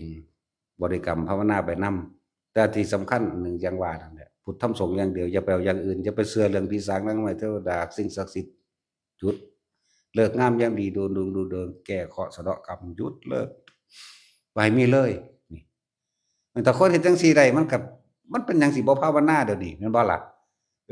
คนฟังขนาดนี้ได้คนถือจังซี่ได้มันต้องมีรักษาศีลเป็นบางช่วงบางตอนมันต้องมีคำบริกรรมภาวนาบางช่วงบางตอนหรือมันต้องภาวนาเป็นบางช่วงบางตอนตัวปานนี่แหละแหมแม่นบ่ล่ะบัดนี้มันก็ต้องมีการทรงฌานได้คือกันตัวหลายอาชีพอยู่เด้ล่ะมาเฮ็ดนำเฮานี่เขาก็ทรงฌานเป็นอยู่เด้ล่ะที่บอกว่าผู้ใดทรงฌานเจริญฌานจับจุดอุณาโลมได้เป็นบางช่วงบางขณะแม้เพียงแค่จักเอาจัก2-3 วินาทีนี่นะในมื้อนั้นแม่นพวกเจ้าตายแล้ววางใดก็จังแม่นบ่คิดถึงองค์ฌานก็สร้างพวกเจ้าไปพรหมโลกคือเก่านี่แหมอยากว่าล่ะแล้วก็กล่าวว่าเป็นผู้ไม่ห่างจากฌานแม้นเขาตายด้วยหลงลืมสติบ่นึกถึงองค์ฌานบ่นึกถึงลมหายใจเขาก็ยังไปจุติที่พรหมโลกตายแล้วก็เคลื่อนที่ไปพรหมโลกน่ะเข้าใจบ่ล่ะบาดโอ้ยเว้าคักปานนี้เลยเว้ยอิหยังก็เลยเนาะแต่คนใดคักคือหยังนั่นล่ะพอเข้าใจแล้วบ่คนที่ฟังธรรมคนที่ภาวนาคนที่หยังก็ว่าไปวันหนึ่งแต่เฮาได้ฟังธรรมไปนำนี่นั่นแหละสุตตมยปัญญาย่อมทำให้ปัญญาเกิดขึ้นถ้าไปตกค้างอยู่ในสวรรค์ชั้นใดชั้นหนึ่งบรรลุด้วยตนเองด้วยการใคร่ครวญพิจารณารู้แจ้งทั้งตลอดทำความเห็นให้ตรงกับธรรมคำสอนที่ตัวเองทรงจำมาแล้วก็เห็นตามความจริงก็ละความนั้นได้2สนทนาธรรมตามการโดยหมู่เทพบรรพสัตว์ทั้งหลาย3ภิกษุผู้ทรงฤทธิ์หรือโพธิสัตว์ขึ้นไปแสดงธรรม4ถ้าท่านศาสนาของพระเจ้าองค์ใดองค์หนึ่งแสดงธรรมจักรกับปวัตตนสูตรบรรลุได้ถึงขณะนั้นเลื่อนขั้นขึ้นไปอีกแม่นบ่บรรลุก็ดีใช่บ่5เมื่อพระศาสดาไปทรงจำพรรษาอยู่ดาวดึงส์เพิ่นไปโปรดเอาพุทธมารดาของเพิ่นนี่พุ่น ลืมเว้าเห็นบ่เมื่อเพิ่นแสดงพระธาตุคาถาบรรลุอรหันต์เท่านี้อนาคาเท่านี้โสดาเท่านี้สกิและได้พระรัตนตรัยเท่านี้เมื่อเพิ่นแสดงคาถาวัตถุบรรลุอรหันต์เท่านี้แสดงนี่7วันมั่ง15วันมั่งแสดงนี่3วันมั่ง4วัน5วันมั่งบรรลุเป็นขั้นเป็นตอนไปอันบ่ล่ะมหาสติปัฏฐานบัดนี้เป็นบทสุดท้ายในอภิธรรม7นั่นเป็นบ่ล่ะบรรลุประมาณไม่ได้เบิ่งดูนะนั่นแล้วมีแต่แนวไปทางสูงทางดีๆเด้เนาะเป็นตาฟังอย่างนี้เด้เดี๋ยวแนะนำให้นั่นแหละ แล้วก็มีคำถามว่าจะให้อุทิศบุญจังไรถึงจะถึงหรือว่าเป็นไปตามเจตนาถ้าพวกเจ้าทรงฌานเจริญฌานเป็นแล้วเพียงแค่ปฐมฌานเด้อสำหรับคนถามเชื่อเอาเด้อเวลาเฮาให้ท่านนี่พวกนี้เฮ็ดเป็นอยู่แล้วเข้าใจบ่พวกที่ใส่บาตรใส่บาตรนี่ให้ท่านมันพวกมาจังหันมื้อนี้ก็ตามให้ท่านยังก็สร้างทรงฌานปึ๊บจับจุดอารมณ์ขึ้นมาปั๊บนึกเลยขอผลทานบุญกุศลกรรมดีของเจ้าอาสามนี้ถ้าจอมพ่อเจ้าจงไปเฉพาะผู้เดียวเลยก็จะบัดนี้อันนี้ไปด้วยความบริสุทธิ์เลยอาศัยกำลังฌานอาศัยกำลังปิติเป็นเครื่องส่งได้ดีพร้อมจะเป็นเวลาพวกนี้นั่นแหละน่วงบนหัวกระจังกลางหน้าผากก็ตามหน้าอกกระจังเพียงแค่ปฐมฌานปฐมมันต้องมีคำนึกมันบ่ล่ะเอาอาการปิติเนี่ยมาเป็นเครื่องยืนยันว่าเป็นผู้ทรงฌานเจริญฌานบัดนี้เฮาถอยลงมาที่แรกเฮาอาจสิอยู่ฌาน2มีแต่ปิติอย่างเดียวปิติสุขคตาอย่างเดียวบัดนี้เฮาถอยลงมาคำว่าถอยคือมีคำนึกใส่บาตรสุดบาตรปั๊บขอผลทานบุญกุศลกรรมดีครับจะทำจงถึงแด่ที่โปกชื่อไว้เด้อจงถึงแด่ตัดสินอย่าได้พบกันอีกเลยเด้อบัดนี้ จะเป็นกูนายคักบางทีเด้อที่โปมึงจะมาพอกูอีกเด้อบักฮานี่เด้อ กูจะเป็นนายมึงคักมึงสั่นแล้วอุทิศตรงเจาะจงเข้าใจบ่นี่หมายถึงบางคนผู้เดียวถ้าจะกระจายกับสรรพสัตว์ทั้งหลายไม่มีที่สุดไม่มีวันทุกข์หมู่เหล่าบรรดามีหรือเฮาเน้นเฉพาะเจาะจงใน2-3คน4-5คนเฮาก็เอิ้นชื่อเขานั่นแหละแต่ว่าล่ะเฮ็ดจังไดมันสิไปได้สูงสุดคำถามนี้ก็เลยตอบให้ว่าทรงฌานจับอาการปิติปุ๊บแล้วนึกจักว่าล่ะในขณะที่ใส่นึกไปเลยก็ได้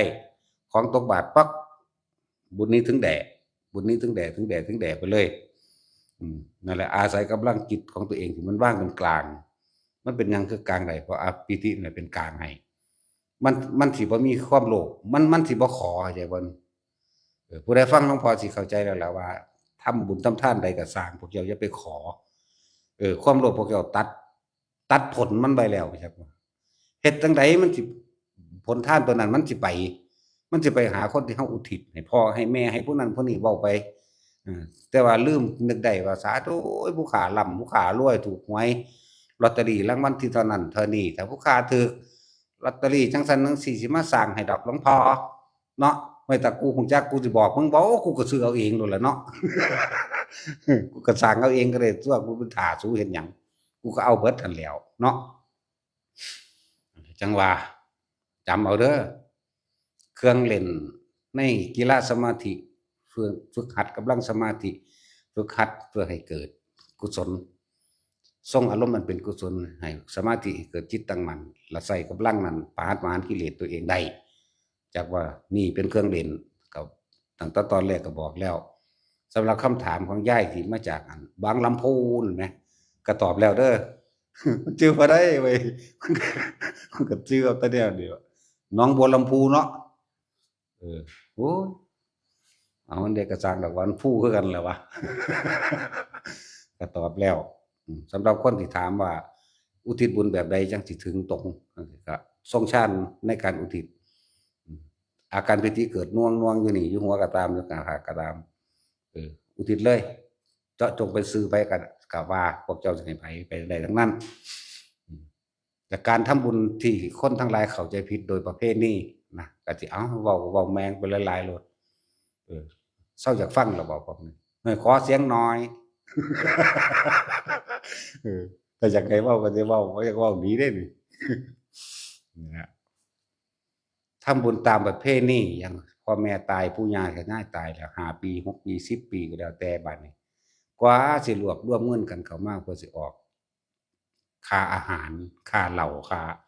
จ้างหนังหมอลำค่าจ้างเครื่องละเล่นมหรสพงานต่างๆการทำเช่นนั้น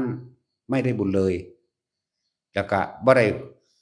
ผลทานผลบุญผลกุศลหยังบ่อาจสามารถสิเกิดขึ้นได้เพราะว่าเฮาทำผิดแล้วเอาชีวิตของบุคคลผู้อื่นจักบ่นี่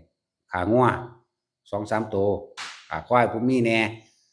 หรือขาหมูขาเป็ดขาไก่หอยแครงแมลงภู่มีเบิดซุมื้อนี้แม่นบ่หอยแครงแมลงภู่พร้อมเด้เอามันจั่งสิบ่แม่นฮอดปลาหมึกกุ้งเออถ้ากระทำเช่นนั้นบ่มีทางว่าสิได้ปู่ย่าตายายพ่อแม่เฮาที่เฮาอุทิศออกไป1พวกเจ้าผิดเถียงกันยิงยางแต่เริ่มประชุมกันแล้วว่าสิผู้นั้นออกนั้นผู้นี้ออกเท่านี้2พวกเจ้าจัดหาเหล้าไปเซ็นออกจากทางร้านมาซะก่อนเนาะแล้วงานจังใจเขานี่บ่เป็นบุญก็อย่าว่านี่3พวกเจ้าจัดขางัวขาควายแล้วไปเอาผู้นั้นไปไปเอาทิศนี้มาไปเอาทิศบุญมาอาจารย์นั่นจะนี่มาคั่วงัวงัวควายหมูหรือปลาดุกปลานิ่นเต็มลึงตึงถืดพวกเจ้าลงมือขายเองสังหารเองพวกเจ้าสั่งเข้าใจบ่ล่ะนี่ก็บ่ได้แล้วสัตว์ทั้งหลายแล้วนี่มันไปเอาส่วนของมันเองเข้าใจว่าล่ะบ่ได้ถ้าพวกเจ้าอยากให้พ่อให้แม่ปู่ย่าตายายพวกเจ้าได้บุญพวกเจ้าเฮ็ดผู้เดียวเลยก็ได้ถ้าเป็นบ่ร่วมตัวกันก็ดีเข้าใจบ่ไปเลยในวัดต่างๆนั่นไปเลยวัดกรรมฐานนั่นแหละจักบ่ล่ะของท่านพวกเจ้าก็บริสุทธิ์บ่ว่าสิเป็นอาหารนี่เฮาบ่ได้ไปสั่งฆ่าแต่ว่าเฮาเอาเนื้อมาเฮ็ดได้แต่เฮาไปซื้อเอาโลดที่โรงฆ่าสัตว์ที่เขาเฮ็ดไว้แล้วแหมจักบ่ล่ะถ้ามีการเนื้อเป็นหมูเป็นงัวเป็นหยังก็แล้วแต่ที่เขาคั่วไว้แล้วน่ะเอามาเฮ็ดข้าวหม้อแกงหม้อก็ตามหรือพวกเจ้าสิทานผ้าเป็นบาตรเป็นผ้าเป็นบริขาร8ของพระหรือเครื่องอำนวยความสะดวกต่างๆที่มีที่จะเฮ็ดหรือจะไปสร้างกุฏิวิหารหรือร่วมสร้างขี้ดินธรณีสงฆ์ก็แล้วแต่ไปเลยวัดกรรมฐานเขียนเลยขอผลทานบุญกุศลกรรมดีที่ข้าพเจ้ากระทำนี้จงถึงแด่คุณแม่หรือคุณพ่อหรือผู้ใดกับบรรจุซื้อเน้นซื้อลงไปก็ได้เห็นบ่ล่ะนั่นแล้วเขียนไปเพิ่นทั้งอ่านดอกเฮาบ่ได้กังวลในการทำมาหาในการหาอยู่หากินรับแขกรับคนเฮาบ่ได้กังวลในมหรสพครบงานเอาตามความเป็นจริงโลดหน้างานไปก็เลยตีกันบ่ลึงทึงทืดอยู่เด็กน้อยนั่นเนาะยุ่งยากนำเสิร์ฟเหล้าเสิร์ฟยาเสิร์ฟเบียร์ยุ่งยากนำแม่ครัวก็ลักน้ำปลาผงชูรสพ่อครัวก็ลักเอาเนื้อสันเนื้อหยังไปแน่บางเที่ยก็บีบักใหญ่พกบีนหาย มีอีหลีเป็นจังซี่บ่แม่นเด้อนี่อันนี้เฮาโอ้ยสบายใจให้มั่นใจเด้ไปถวายเพิ่นเลยนิมนต์เพิ่นมาโลดถวายสังฆทานแม่นเพิ่นมารับผู้เดียวเพิ่นก็เอาผู้เดียวดอกพระสายปฏิบัติจักว่าเน้นพระปฏิบัติมันจังมั่นใจนอกนั้นพวกเจ้าสิบ่มั่นใจนั่นแหละ เรียกว่าเขาเจ้าก็บริสุทธิ์กว่ากันแล้วกันนะเห็นบ่ล่ะนั่นแหละบ่จักว่ากัน เล็ดต้นเขาเด้อสิบ่มีผู้ใดไปให้เขากินเนาะเอาหลวงพ่ออินถวายนี่เอาคนเขาลงครัวโลดแต่เป็นอาหารก็เลยเห็นบ่ตาสินทรัพย์มื้อนี้หรือไผก็แล้วแต่ที่เพิ่นเขาเจ้าฝึกหัดปฏิบัติหลวงตาเยือนมื้อนี้หลวงพ่อปราโมทย์หลวงพ่อสุชาติหลวงพ่อคันชิตแม่นบ่ หลวงพ่อหยังก็ว่าไปหลวงปู่บุญมาคัมภีร์รัตธรรมเมามื้อนี้เฮ็ดไปตัวเขียนเลยเขียนในหั่นแหละแม่นเพิ่นสิรับผู้เดียวก็สร้างหรือมีตัวแทนสงฆ์มารับก็ตามบ่ต้องไปกล่าวหยังก็ตามพี่อยู่ในใจเฮาว่าเฮาสิทำบุญหาผู้นั้นพ้นมันอยู่ในความใจเฮาเด้แม่นบ่เข้าครัวไปเลยถ้าเป็นเงินก็องค์ใดองค์หนึ่งมารับเอา เขาเจ้าของรับเขาเจ้าของอ่านดอกหลวงปู่น้อยหลวงปู่น้อยมื้อนี้ห้วยลิ้นมื้อนี้ก็ไปเพิ่นอ่านดอกอ่าขอเทพเทวดาทั้งหลายมารับเอาสมดุลนี่เพิ่นเว้าไปดอกเพิ่นก็เว้าของเพิ่นดอกนั่นแหละไปโลดหลวงปู่น้อยโอ้ยธุระกันดารคือหยังตัวนั้นไฟฟ้าก็บ่มีเทเลโตนคือหยังทางก็บ่สะดวกขี่มอไซค์วิบากไปเด้อ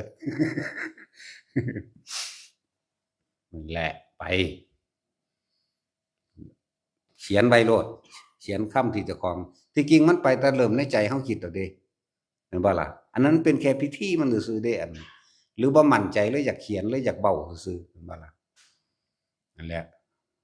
เฮาตั้งใจแล้วว่าเฮาสิไปทำบุญหาคุณแม่คุณพ่อคุณตาคุณยายใดก็แล้วแต่หรือผู้ตายนั้นไปถึงแม่นเพิ่นรับแล้วมันก็ไปของมันเองโดยบ่กล่าวคำใดจักคำก็สร้างไปคือเก่าเข้าใจบ่แม่นเฮาสิบ่เว้าจักคำว่าให้ผู้นั้นผู้นี้โดยปากเฮาออกแต่ว่าในใจเฮาสื่อไปถึงแล้วเข้าใจบ่นี่นั่นแหละเฮ็ดแบบนั้นง่ายที่สุดเลยบ่ได้กังวลเร่าร้อนบ่ได้ยุ่งยากอันไป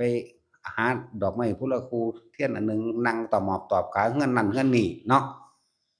พ่อกับแม่เจ้าของญาติเจ้าของแท้ๆเฮ็ดเอาโลดแหมสิไปเอิ้นเฮ็ดหยังหาลางเทื่อไปเอิ้นโอ้ยเอิ้นดีบ่ล่ะบ่ถือกันเด้ว่าได้เนาะเอิ้นแม่งอยู่บ่เฮือนนั่นก็ว่าเด้กูสั่งมันทางลูกเต้าติดกันพ่อแม่อาจว่าไปโลดเป็นหยังเดี๋ยวนี้ว่าเด้เนาะทางนี้บ่อยากไปเด้แต่ว่าฝืนพ่อแม่บ่ได้หรือฝืนปู่ย่าตายายบ่ได้ก็นั่งเว้าไปเทิงถือไม้ไปไล่หมานำเนาะเอาอีหลีเด้ลางเทื่อเงินมันก็เป็นตาสั่งหมาปล่อยมาก็บ่ไล่เฮาให้เฮาอีกกูสั่งมันผู้สิมาหากูก็เลยทำท่าบ่เสกบ่ไล่หมาก็มีเด้นั่นแหล้วแต่ทำท่าเว้ากันน่ะนางดวงได้บัดก็เว้าอันวันที่เท่านี้เขาค่อยสิเฮ็ดบุญอันนั้นอันนี้เด้อว่าเด้เออๆว่าเด้อีหลีนั่นแหล้วบ่ต้องไปนั่นเลยโอ้ยพ่อเฮาแม่เฮาผู้เดียวเฮาเฮ็ดผู้เดียวก็ได้ตัวแม่นบ่ซั่นไผสิเฮ็ดบ่เฮ็ดก็สร้างตัวหรือผู้ใดอยากจัดงานก็ปล่อยมันจัดติกล้าจัดอยู่บ่เนาะแม่นบ่จังซี่คือปู่ไหวตายนี่ปล่อยถิ่มโลดเราเฮ็ดเอาเองของเราอยู่ดอกเอ้ามันเป็นจังซี่บ่แม่นเด้อนี่เนาะแล้วก็ภาวนาของเราเป็นอยู่บ่ตกต่ำก็แล้วกันนะนั่นแหล้วของฟังอยู่เดียวนี่แหมซุมื้อก็ด่าอยู่แหมกินข้าวแซ่บบ่แซ่บครับโลดนั่นแหล้วก็สิเป็นหยังแต่ว่าเฮาก็เฮ็ดเป็นธรรมดาเป็นการระลึกนึกถึงบุญคุณของบุคคลที่มีคุณทำคุณให้ละแก่เราไว้ในการก่อนอันนี้เป็นธรรมดาต้องมีคนเฮาเสียสละของภายนอกได้แล้วก็ต้องเสียสละของภายในเป็นเข้าใจบ่ล่ะจาคะแปลว่าสละออกโดยไม่หวังสิได้ตอบแทนเข้าใจบ่นี่นั่นแหละสำหรับคนที่เฮ็ดบุญหาพ่อหาแม่นั่นนี่ฟังเอาเด้อไปพิจารณาเอาเด้อ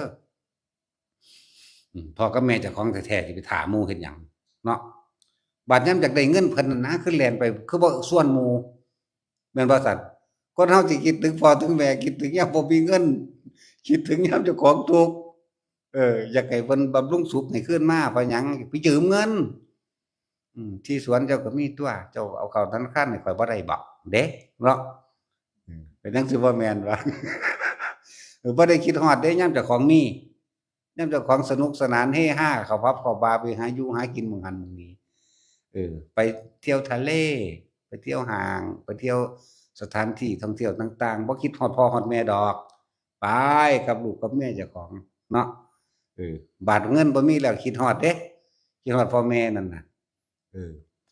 คือบ่ชวนญาติไปยืมนำกันแหมเนาะแม่นบ่จังซี่ว่าบ่ปะเฮาไปยืมเงินอีพ่ออีแม่เฮานำกันบ่ชวนเด้ลอยไปย้านตั้งแต่ได้นำกันย้านแต่ผู้ใดได้ลื่นแม่นบ่ซั่นเป็นหยังสิบ่แม่นความจริงแนวมื้อนี้บัดนี้ถ้าผู้หนึ่งฮู้ว่าอันกูเอาหน้าไปจำให้อีนั่นแล้วตัวศูนย์ในการซ้ำเครียดในการซ้ำมึงนี่ไปร้อยเอาเนาะเนาะเงินบ่ล่ะ เอ้ยอีหามึงเอ้ยว่าได้ตั้งแต่ของก็อยากได้เออบัดนี้เว้ากันสูนเฮ็ดจั่งใดเฮาเรื่องไทยได้เออบัดนี้หน้าอันแบ่งกันเฮ็ดกินแต่ว่าบ่ทันได้แบ่งเป็นใบโฉนดเนาะย้านบ่ได้ผิดเถียงกันบ่ลึงทึงทืดไปแล้วแม่นบ่ซั่นบัดนี้สิทำบุญหาพ่อหาแม่ก็เถียงกันคือกันนั่นแหละแบบนั้นแหละมึงได้หลายเออมึงอันนั่นตัวมึงอยู่กับเพิ่นมึงเลี้ยงมึงได้หลายงัวมึงก็ได้หลายควายมึงก็ได้หลายสวนมึงก็มีว่าเด้เอ้าก็อันพูดเพิ่นเนาะก็กูเอาตัวว่าเด้เถียงกันโอ้จั่งซั้นแหล้วก็สิทำบุญกันล่ะชิงกันคือให้ผู้นั้นออกหลายดันให้ผู้อันนั้นออกหลายเด้เนาะจะไปคิดยากพอเฮาแม่เฮาแท้ๆไปเฮ็ดแม่งผู้เดียวก็ได้ตัวเห็นบ่ซั่นสมัยตะกี้เพิ่นสิเฮ็ดหยังเข้าทัพพีเดียวก็ไปถึงได้แหมผ้าผืนเดียวก็ถึงได้เข้าทัพพีเดียวก็ถึงได้นั่นแหล้วบ่ได้ไปจัดงานแบบนี้เด้ล่ะแต่ผู้มีแหน่เขาเจ้าก็นิมนต์พระสงฆ์ของเจ้าไปฉันในเรือนมีคือกันตะกี้อนาบิณกะเศรษฐีนิมนต์พุทธเจ้าไปฉันน่ะอุทิศบุญให้กับญาติพระเจ้าพิมพิสารนี่ผู้เพิ่นมีแม่นบ่ล่ะเปรตญาติของเพิ่นเองพุ่นแต่สมัยพระพุทธเจ้ากักกุพุ่นน่ะ4พระพุทธเจ้าเอาโลดเห็นบ่ล่ะพามาสร้างวัดคือจังซี่แหละจื้อไว้ในเด้อไผก็ดีร้อยไปสแตกเราดีๆรถไผก็ตามเออร้อยไปสแตกเราแน่นั่นนี่แน่บ่ดีนั่นน่ะมันสิเป็นบ่ต่างกันเด้กับเปรตญาติพระเจ้าพิมพิสารมันบ้าสร้างวัดเด้ฉะนั้นเพิ่นเป็นหัวหน้าพาเฮ็ดบ่ล่ะลูกน้องบริวารก็หยิบกินเอาเองมั่งเสื่องตะกี้ก็มีเสื่องเมืองเฮือนพวกแม่ครัวทำท่าเอิ้นอันบักนั้นมันเอิ้นหลานมาเอาแหน่เอิ้นลูกมาเอาแหน่ครั้งเที่ยก็ว่าอันพ่อสูแม่สูก็เอิ้นเอากันเด้เป็นเปรตมาจนเฒ่าเดี๋ยวนี้แหละแล้วคือพระเจ้าพิมพิสารเพิ่นก็นิมนต์พระพุทธเจ้าไปฉันอยู่ในวังเพิ่นเองนั่นน่ะแล้วเพิ่นก็ขออ่ายังอีทังเมญาตินังสุขิโตโหตุญาตโยขอบุญทานกุศลกรรมดีที่ข้าพเจ้านี้จงถึงแด่ญาติของข้าพเจ้าจักว่าล่ะมันก็ถึงแล้วเด้ล่ะพอเป็นเปรตก็อิ่มอ้วนพี่ขึ้นมาเออ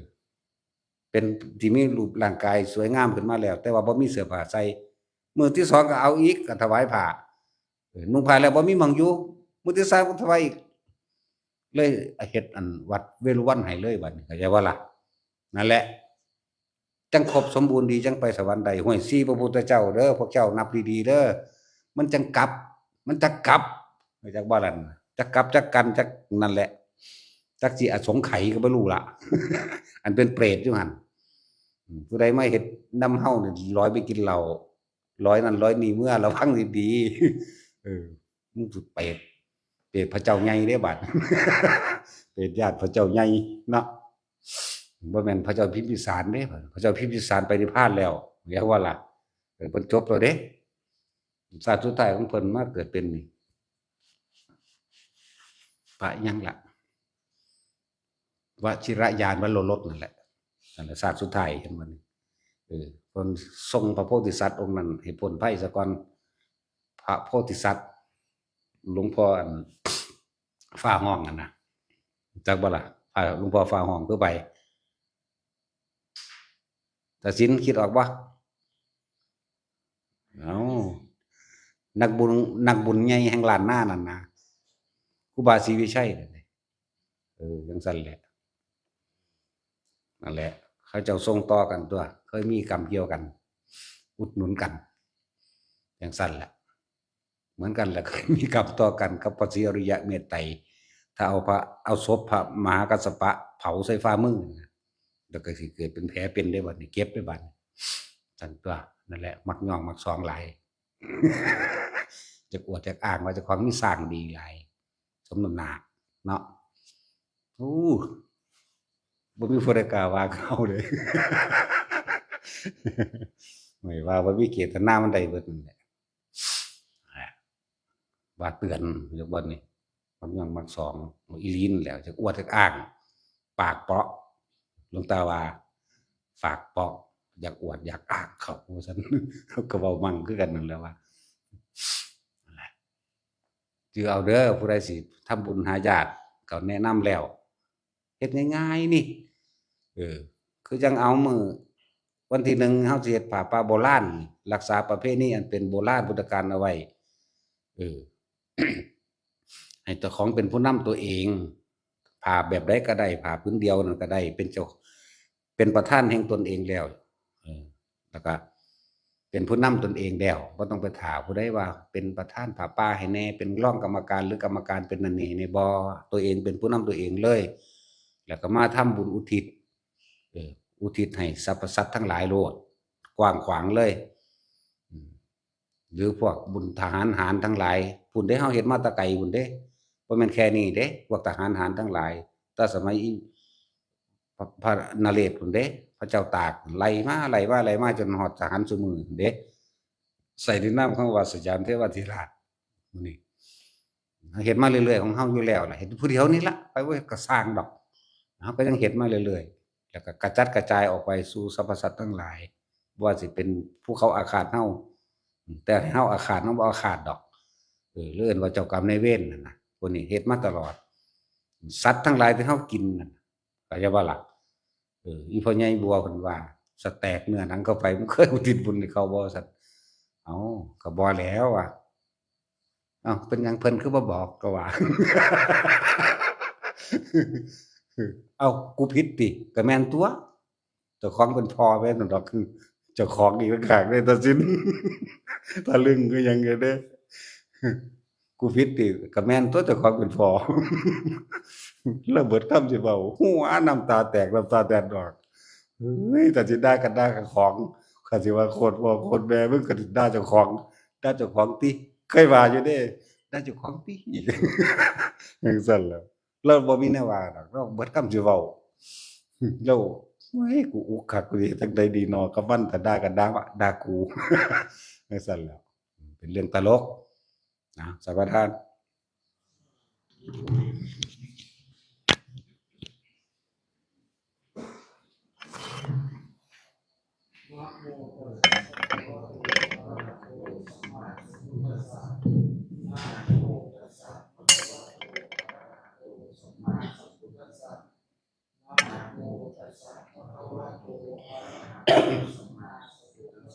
อิมาหังภควาอัตตะภาวะตุมหังคังบริกะชามิ